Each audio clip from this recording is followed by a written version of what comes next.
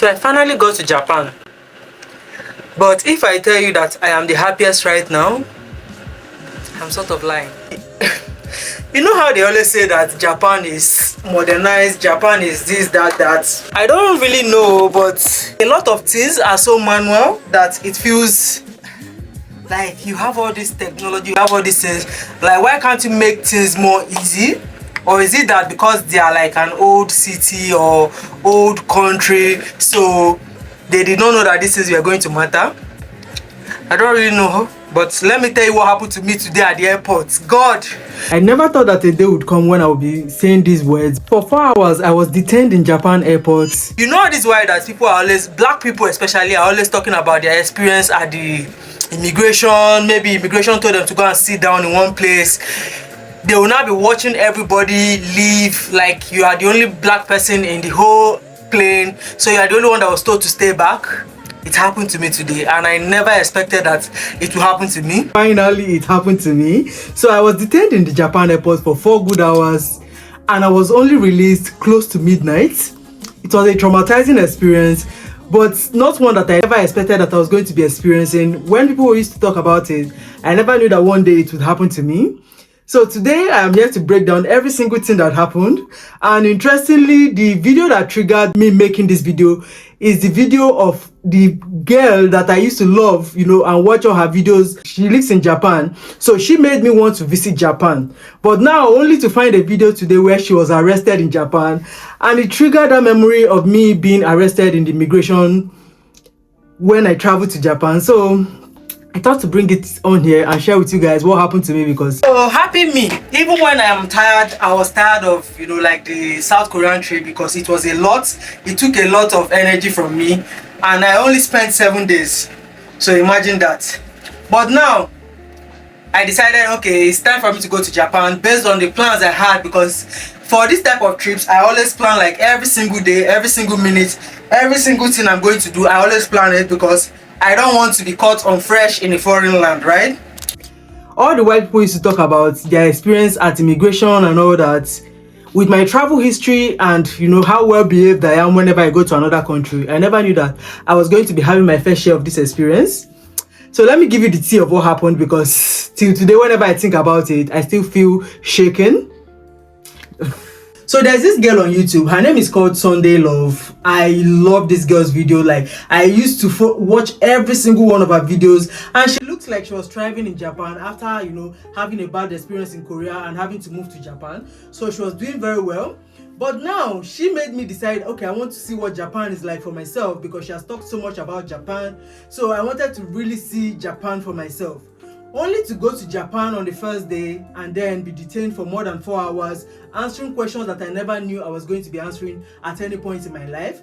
Whenever I used to see black people make these kind of videos and talk about their experience at immigration, being held a day, 2 days at the airport, I never thought it was going to get to my turn, because I felt that, you know, I had a good travel history, I behave well whenever I go to any of these countries.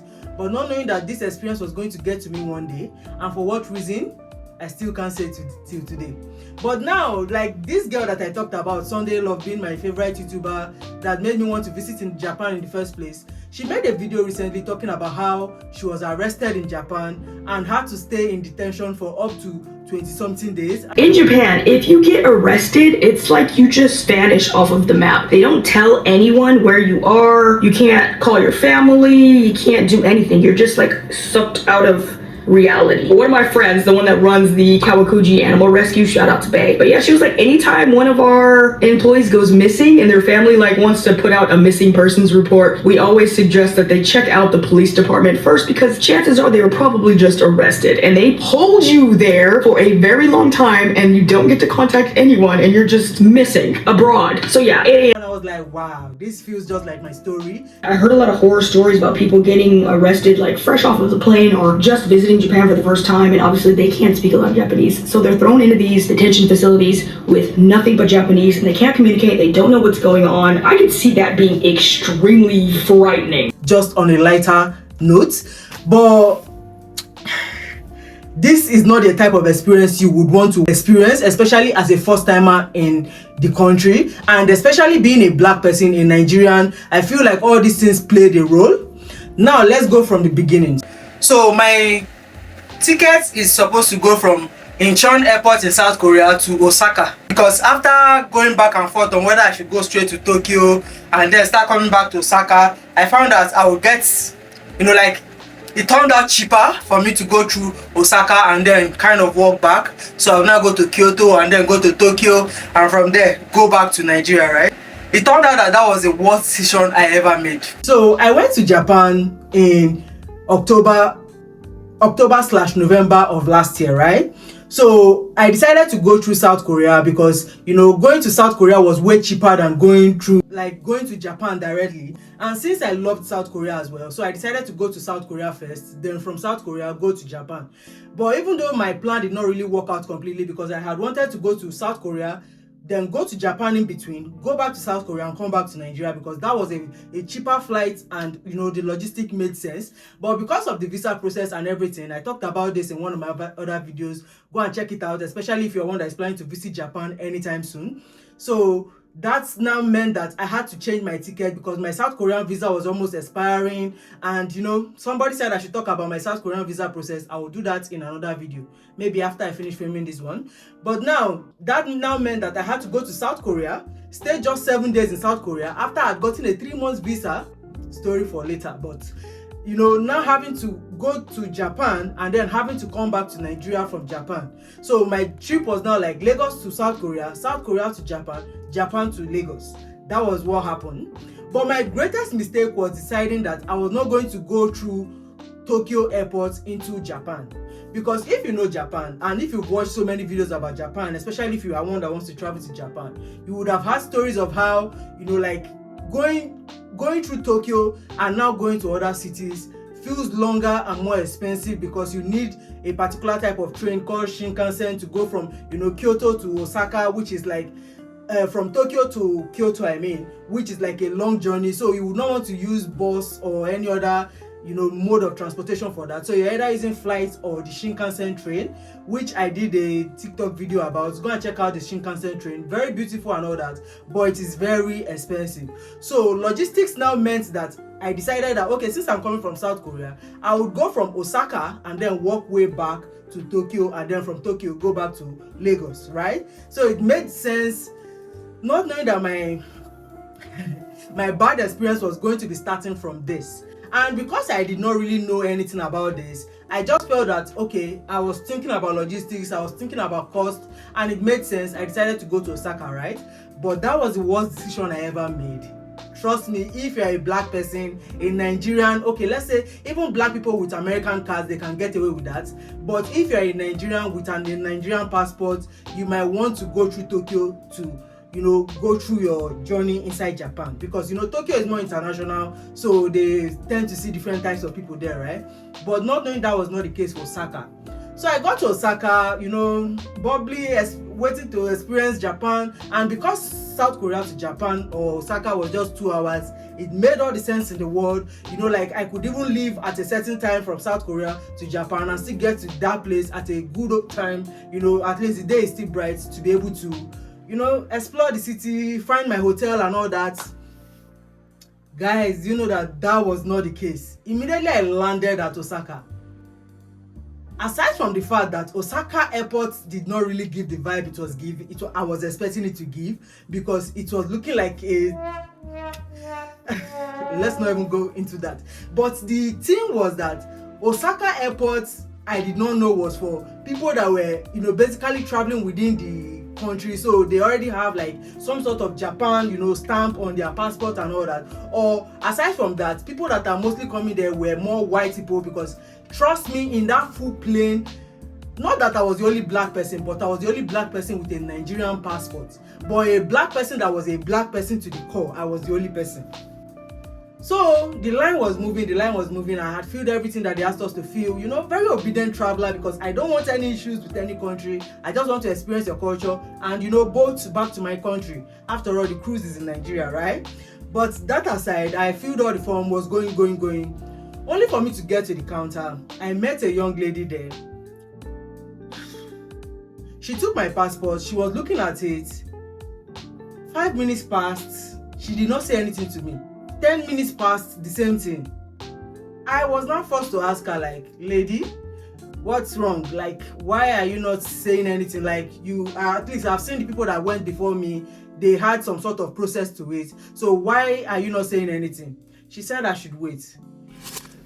This is the point where I will say, you see this Japanese, should I say their personality of, doing as if they are nice people. God, that day I concluded that, human beings will always be human beings. Don't even think that, oh, the Japanese people are the best people ever. Even though this story time is still going to lead to the Japanese people being sort of the best people ever, but like at that immigration office or that immigration stand, it felt completely different because this girl was giving me the nicest smile. Oh, don't worry, this and that one. Not knowing that she was not even ready to deal with my case at all.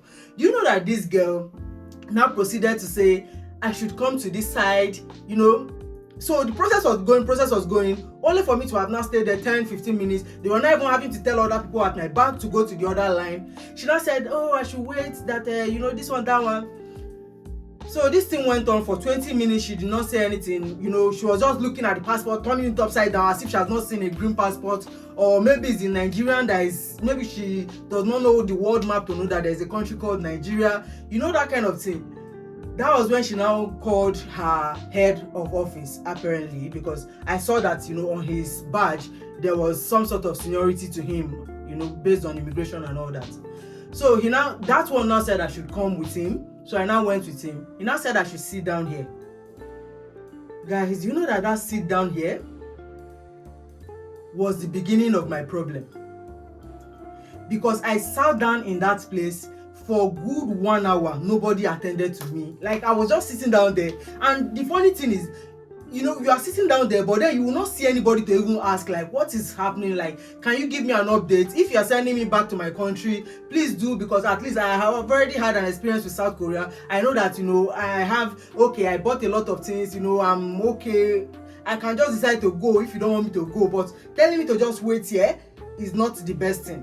And especially, during the course of waiting that 1 hour like this, the hotel I had booked, thank God I even bought an eSIM from Klook, so I had an internet access. Imagine I did not have internet access. That would have been the worst thing, because I was just sitting down there waiting while my hotel was already sending me email that it's almost time for checkout to close, because after a certain hour, if you don't check in, you have to pay a certain amount for them to come and check you in, that kind of thing. So they had rules and regulation for the hostel. So this thing I'm telling you was already getting close to midnight. It was already getting to 11, and the closing time for the hostel was 11 o'clock. So I was very like, people should come and tell me what is happening. That kind of anxiety of this thing. Like, I was just not comfortable. It was so stressful. That experience was so stressful, especially when they would just ignore you completely.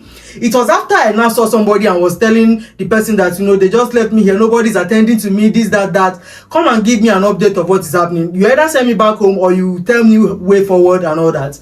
That was when that head that had told me to sit down came back and told me to follow him to his office. So I followed him to his office. When they say Japan can be technologically advanced, but at the same time, they are so analog in so many ways that it is kind of like jarring. You are not even sure what you are experiencing. That was what it was, because getting there was this round stuff that is apparently a phone sort of like. So there was somebody at the other end of it talking. So she was going to be the translator for whatever was going to happen next, right?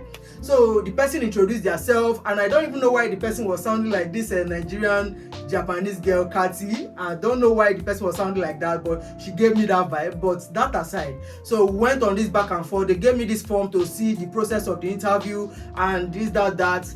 They asked me so many questions. Guys, this is the point where if you plan to travel to Japan, the best thing you can do for yourself is, even when you are maybe using an agent to plan the trip, better read that plan very well to the fact that you know every single thing that is everywhere you are going to go. So if you are one that now finds yourself in this situation I'm describing, you will not be caught on fresh, because they were basically asking me, where are you planning to go to in Osaka? Where are you planning to go to in Kyoto? You have to give details. And the funny thing was, even when I planned these things myself, I did not think of it that it was going to be this necessary. So I did not even cram anything. I was basically just having to remember bits and pieces here and there, telling them. And me, I did not come to your country to push drug. I did not come to your country to do anything. So I was just as honest and plain as everything. They asked me, where do you work? How much are you spending in Japan? How much are you this one, that one, many questions and all that.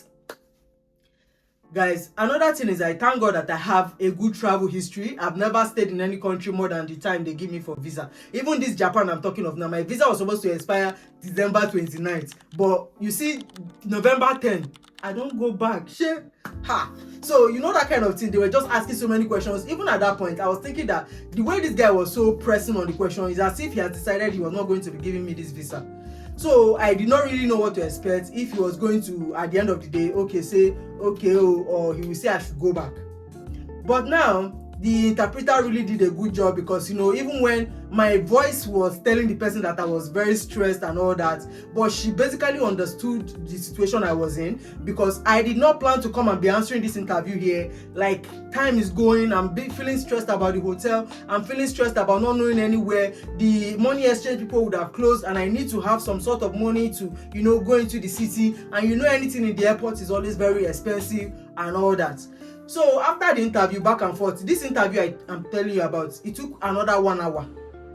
So you can imagine the nervousness, the anxiety of not knowing what your fate is, but then you already have all these plans. You know, even when you want to just go home, you still want to visit the Japan, because you've always wanted to visit this country because somebody made it a beautiful place in your mind. So you just wanted to have the experience and get it over with, right?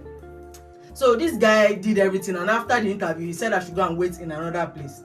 So I was waiting again. At this point, I had to cry, guys. Like, I cried. I never knew that Japan was going to be the first person to make me cry in a foreign country.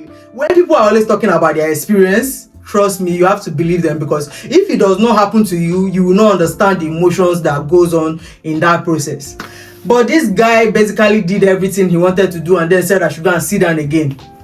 After that interview, 1 hour waiting, 1 hour interview, and not still telling me to go and sit down again. I'm getting email back and forth from my hotel. I'm even trying to communicate with them that, you know, I'm at the immigration, this, that, I'm coming, this, that. Guys, do you know that after all this drama, this guy, I now saw another person that came, you know, obviously it's an airport, so immigration officers were everywhere. I now called one and told him about my hotel issues and all that, you know, I need to know my fate. If they are sending me back, do quick, or, you know, whatever it is, the decision, let me know, because my hotel is already sending me a message and all that. So after waiting there, crying my eyes out, I was already even feeling sleepy. You know, the situation was just not funny. This immigration head, you know, the guy that did the interview and all that, now came back and said, we've decided to allow you to go into the country. I've always known that, you know, even when you get a visa, immigration can decide to either allow you in or take you back or send you back. But I never knew that it was to this extent of, you know, feeling somebody with this much emotions and all that. But, you know, after I got my passport, I was relieved, obviously, because, you know, I still want to visit this country, but then I was still like, you know, choose one and let me follow whichever way you are choosing. But when I now got down, I was the only one in the airport. Everybody that came down from that plane with me has gone to their various destinations. I was the only one in that airport. Even the other, you know, when you come down or when you leave that particular immigration table and all that, you now meet all these people that are doing baggage check and all that. And because I was coming from South Korea, I had a bag full of ginseng. I had a bag full of so many things that I had gotten from South Korea, all the skincare and everything. So I had my bag full. I had one full bag, then my other boxes. So I had a lot of luggage at the end of the day. This girl was now, they were all pitying for me, because I don't think they, you know, it not felt like there were two factions in the immigration office and all, but, you know, they were all pitying for me. So they just basically tried to hasten up the process of checking my bag and then allowed me inside. The luck I had after this experience was that Immediately I came out, I was just asking question, please, where can I change money? Because that was the most important thing. Because once you have dollar, if you don't change it to the country's currency, it is very easy for anybody and anything to scam you. So you better be fast about changing your money to the country's currency. You don't need to change so much, because $100 is mostly the least you can always hold, because $50 is rarely accepted in all these countries. I don't know what it is about it, but $100 is the least, right? So you need to change at least that money to be able to have money for logistics and all that. So I now just saw, like, somebody described where money exchange was to me. I just went there quickly with my box, I just got there, I exchanged that money, and obviously, like, as in airports, any airport exchange rate, very useless exchange rate. So I got that. But do you know that it took me for, like, after exchanging that money, I just went to, look for the bus or ask questions about the bus on how to go to train station and all that. I was supposed to come back to that same route where I saw the money exchange person to go and enter the bus. Do you know that they have closed? Like, the money exchange have closed. So it means that it was only 5 minutes difference that I had to have missed that money exchange. I would have been in deeper soup than I had ever thought, because I did not have money inside my card, because I was having issues with debit, and there are so many stories. Guys, just let me know in the comments if you want to hear all these stories, because I feel like this channel is mostly about finance, so people expect mostly finance, but I have stories for days. I have experiences, so many things I want to talk about, but I try to limit it on this page. Just let me know if you would love to hear about them. Like, the guy commented I should talk about the South Korean one. I'll make that video next. But now, guys, when I finish getting to the bus stop, because of my so much load, like I had too many load, and the bus transfer was two-way, so you have to transfer from here to here and then enter another bus to the other one before you now get to the train station. I was basically struggling, so I was able to put my bag. I had like 3 boxes with 1 big bag from South Korea. Imagine that stress. So I was able to transfer the buses and everything into the bus, because obviously you cannot carry that trolley into the bus, right? Because that's for the airport, and then the other one, you get the gist. So that was how I now did that, and the bus moved. But now, getting to the second location, that was where my stress started from, because the place you have to enter bus to, the place you have to move before you can enter bus, was quite a distance. And guys, if you miss that bus is going to be taking 40 minutes from that same airport to where you can get the train. The bus is free, quite alright, but if you miss it, you can imagine a 40 minutes bus ride. So that time is of the essence. It was at this point that I found out that, you see, whatever experience you get with immigration in any country, I can even remember that video that one Senegalese guy did about Nigerian immigration. Whatever experience you have in any immigration, because from my experience in this one, it is completely different from the people of that country. Like, separate the two. Because from that second bus stop where I said that it was going to take me a distance to carry my bag, imagine carrying 4 bags to that place before you can enter bus. That was where I met 2 Japanese girls. They were standing, gisting, obviously they're friends. They must have traveled and they had their own destination to go to, right? We're all wanting to board the bus. I don't know if it is the, they want to be friends with a black person kind of thing. Do you know that because they saw me struggling, these 2 girls took it upon themselves to become part of my luggage carriers? Even when, obviously, like, the average Japanese person is very tiny, petite and all that, these girls, they did not mind. Like, my box that was very heavy, thank God it had like this stroller store, so that made it quite easy as well. But do you know that these girls followed me, made my life easy down to that bus? With 3 of us boarded the bus and now came down at the train station. It was at the train station they now helped me to buy my ticket, did everything for me. I was like, wow. Like, so you are finding that the experience you had at immigration was a contrast to the experience you are having with the first Japanese person. That was basically what it was, because I never expected that gesture from them. So at the end of the day, we took pictures. It was so nice, like it felt like I made friends immediately I entered the country. And that's one thing about me, I'm always open to making friends. So it was very easy to interact and everything, and to the fact that they made my life easy. Even from the train station to go and enter the train was another journey. You had to enter elevator. The train station guy that was controlling tickets, he left his ticket, he followed me with my box. Guys, immigration is completely different from the people of the country. If you see how Nigerian immigration officers even behave, you should know that is completely different from the average Nigerian. So that was how I now entered the train going to the city, and this time was of the essence because it was almost time for the check-in to close. So I was just trying to do as fast as I can. So I got into the train, that one took some time again. Then getting down, when I said Japan is very analog in so many things they do, because from where I dropped from the train station, before you can get to the other train station or even come out to the city center to find whatever means of transportation to go to where you're going to, it was very manual, like very annoying. So imagine that I would have had to drag those boxes, drag so many things, going from one, I say this is staircase upon staircase, staircase upon staircase.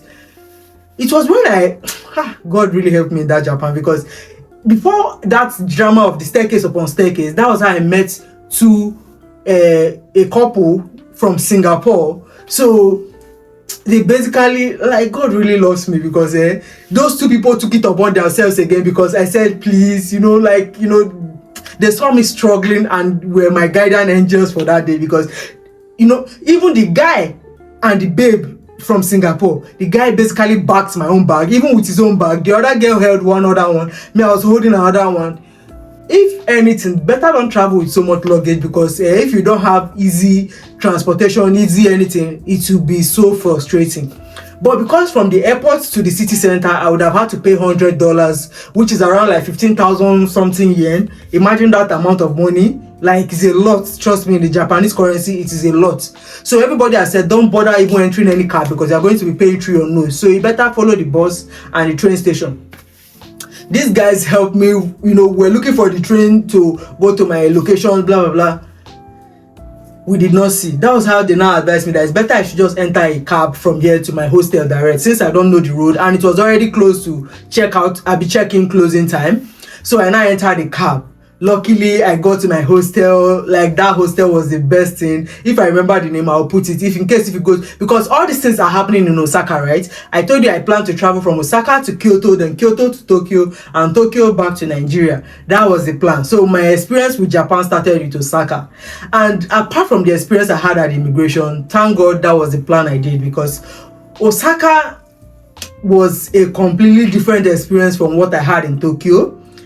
Tokyo was not the most fun place. If you are going to Tokyo, you better go with somebody, because it can get really lonely. But you see Osaka, or maybe it's because I really stayed in a hostel, because that hostel, that was where I celebrated my first Halloween. That was where I met a guy that was at the reception that was in love with Afrobeat. So he said he had a Nigerian friend in Australia before he moved back to Japan. So he was always playing Nigerian songs.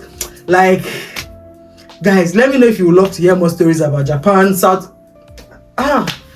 Like, I was so stressed in Japan. Like, my stress was something else. So that was how, I experienced my first detention in Japan. It was quite an interesting experience. Not interesting where you are in it, but it was an experience. So I would love to hear from you in the comments. What do you think about this situation? Have you ever experienced any sort of detention? Let me know, because I don't want to believe I'm the only one. I never knew that it was going to happen to me, but oh well, it happened. Let me know if you love this type of videos. I would love to make them as well. Make sure to click that like button, subscribe to the channel for more videos like this, and I'll see you guys in my next one.